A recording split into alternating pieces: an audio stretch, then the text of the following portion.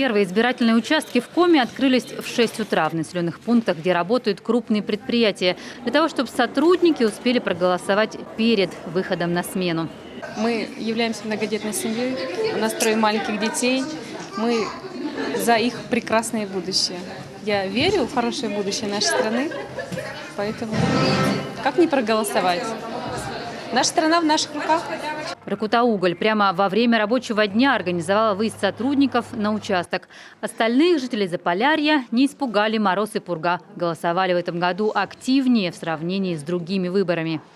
Во-первых, я патриот своей родины. Во-вторых, мне мое предприятие все-таки позволило осуществить свое право, чтобы я смогла выбрать дальнейшую судьбу своей родины. Одним из первых на свой участок в Сыктывкарской школе номер 7 пришел глава Коми. Как и другим избирателям, пришлось отстоять очередь. В этот момент в помещении для голосования оказалось немало избирателей старшего возраста и семейных пар с детьми. Этот момент губернатора порадовал.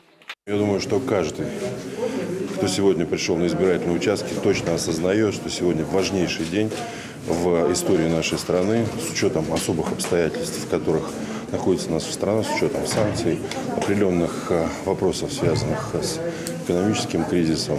И здесь, конечно, важно сделать выбор, в первую очередь, который в ближайшей перспективе 6 лет определит будущее нашей страны. Спикер Госсовета выполнила гражданский долг и отправилась с инспекцией в ближайшие к столице районы. По итогам поездки она отметила высокий уровень организации избирательных участков, отсутствие нарушения, общий позитивный настрой и высокую активность сельчан. В правовом поле все без замечаний, все выстроено. Наблюдатели есть, работники полиции есть, сотрудники МЧС есть на каждом избирательном участке. Некоторым жителям Коми на избирательном участке удалось побывать впервые. Например, те, кому только исполнилось 18. Они и голосовали впервые. На память от избиркома новоиспеченным избирателям Конституция, фирменная футболка или обложка на паспорт.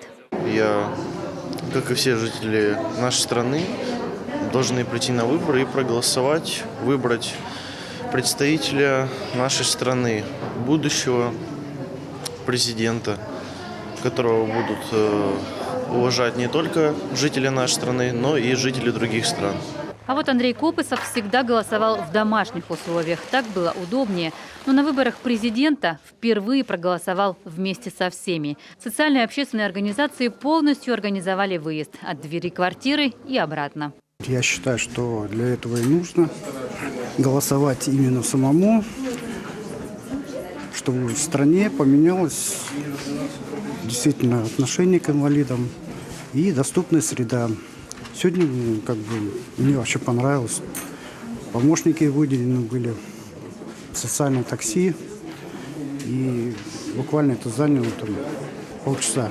Жительница дома-интерната в Емве Галина Чувьюрова заранее обеспокоилась, где сможет реализовать избирательное право. Свой вопрос даже задала главе Коми во время его визита. В итоге 18 марта все подопечные интерната проголосовали в стенах учреждения. Также, не выходя из дома, сделала выбор участник Великой Отечественной Прасковья Конакова. В свои 95 жительница Вуктыла продолжает занимать активную жизненную позицию. Ой, тут еще вас много. Да, нас много. Здравствуйте. Здравствуйте. Избирательные комиссии обошли больше 10 тысяч адресов. Вместе с ними обязательно и наблюдатели. Доступными, открытыми и прозрачными. Такими стали выборы президента для каждого избирателя. Ольга Коняева, телеканал Юрган.